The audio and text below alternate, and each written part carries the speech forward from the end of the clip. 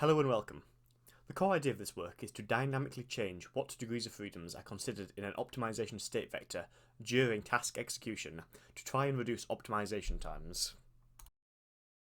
The core theme is that MPC is a powerful framework for robotic control. However, one of its main challenges is that it struggles to scale to high-dimensional systems, such as manipulation and clutter. Our key insight is that not all degrees of freedoms are relevant to the task at all times.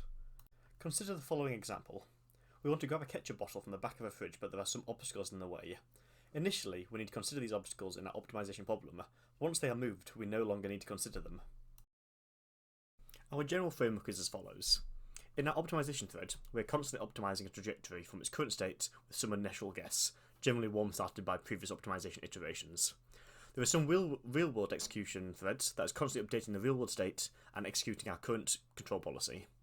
What we suggest is that after every optimization iteration, we remove degrees of freedoms from our state vector to reduce the optimization time.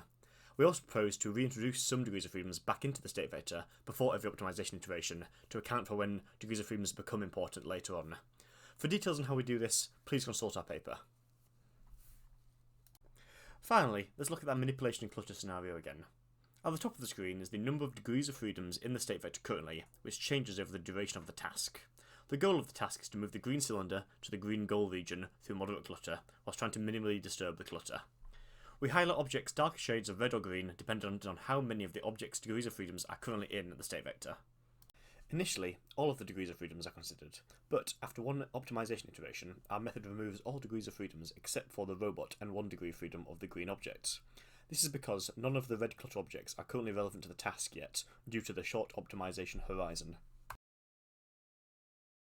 As the goal object is pushed into the clutter, our method determines that some of their degrees of freedoms are now important to the problem, and they are reintroduced into the state vector. Our method enables us to keep performing tight, closed-loop MPC despite the high dimensionality of this task. Thank you for listening.